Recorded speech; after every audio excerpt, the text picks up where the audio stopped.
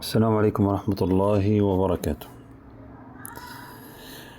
محل أسئلة درس الرجعة للصف الثالث الثانوي، أسئلة كتاب المعهد المقرر.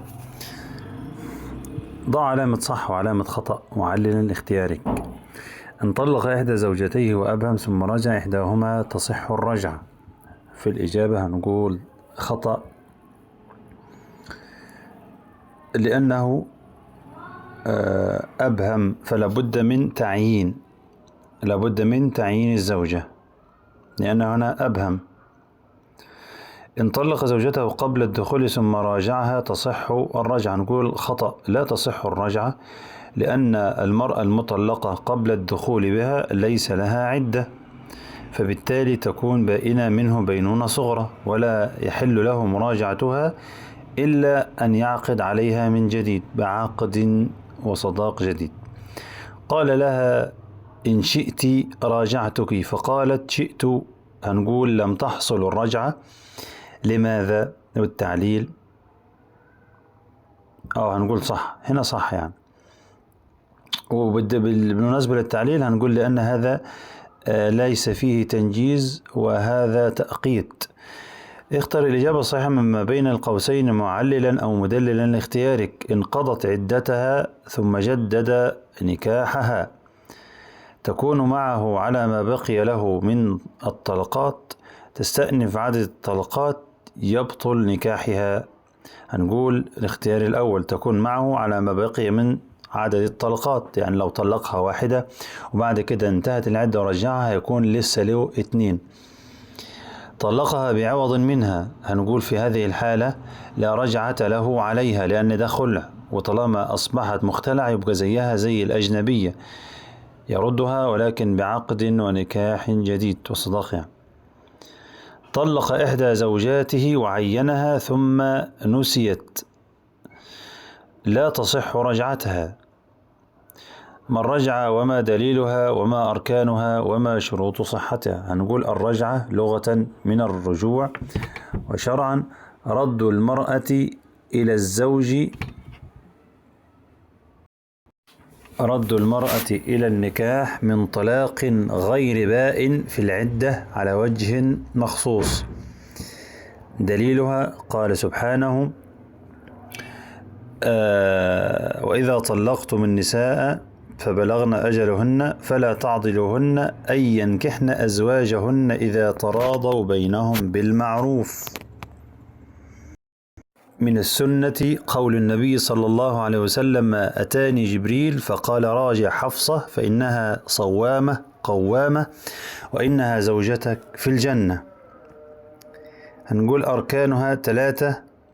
الزوج اللي هو له اسم المرتجع، والزوجة اللي هي اسمها المحل، والصيغة.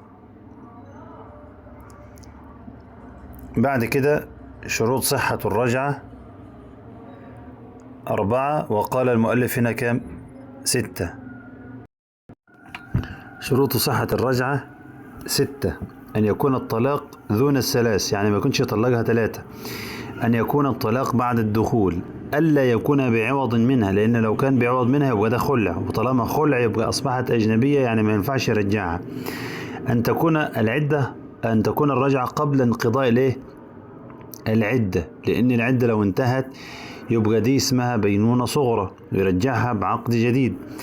أن تكون الزوجة قابلة للحل، أن تكون الزوجة المطلقة قابلة للحل، يعني ما يكونش ارتدت عن الإسلام أو هو ارتد عن الإسلام وهكذا. كونها معينة، يعني لو له زوجتين يعين واحدة منهم، اللي هو طلق 2 عاوز يرجع واحدة لازم يحددها مين هي. ما الحكم إذا طلق الرجل امرأته طلقة واحدة أو 2؟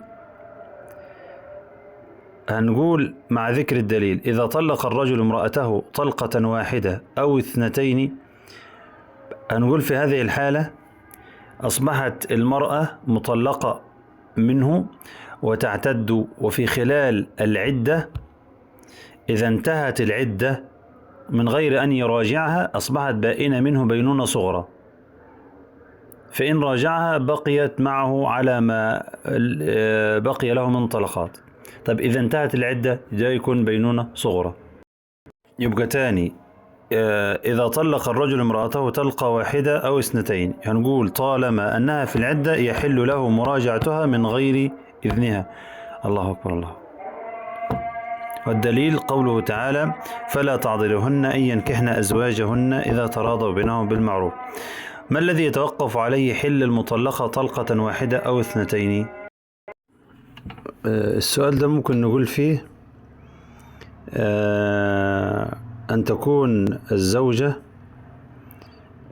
أن يكون الطلاق بعد الدخول بها، أن يكون الطلاق بعد الدخول بها، وألا يكون بعوض منها، يعني ما يكونش بعوض منها علشان ده هيكون خلع. وأن تكون الرجعة قبل انقضاء العدة، يعني ما يكونش العدة انتهت. وأن تكون الزوجة قابلة للحل، يعني ما يكونش مثلا كانت مسلمة وارتدت عن الإسلام وبعد كده هنقول كونها معينة. بيقول لي ما هي شروط المرتجع؟ المرتجع اللي هو إيه؟ الزوج. المرتجع اللي هو إيه؟ الزوج. قلنا لازم يكون مختار وعنده أهلية النكاح بنفسه حتى ولو توقف على إذن. طب شروط الصيغة؟ قال لفظ يشعر بالمراد، وهي صريحة وكناية. صريحة زي رددتك، راجعتك، ارتجعتك أو أمسكتك. وكناية زي تزوجتك أو نكحتك. وأيضا من شروط الكناية هنقول لي يشترط فيها التنجيز وعدم التأخير. شروط حل المطلقة ثلاثا، طبعا دي هنقول أولا انقضاء عدتها من الأول، ثم بعد ذلك تتزوج غيره، ثم بعد ذلك يدخل بها، ثم بعد الدخول لازم يكون في بينونة، يعني لازم يكون في طلاق، فسخ، خلع، تمام. وبعد ما يكون في فسخ ولا خلع ولا طلاق يتنتهي عدتها من الزوج الثاني. في هذه الحالة تصح أن ترجع للزوج الأول.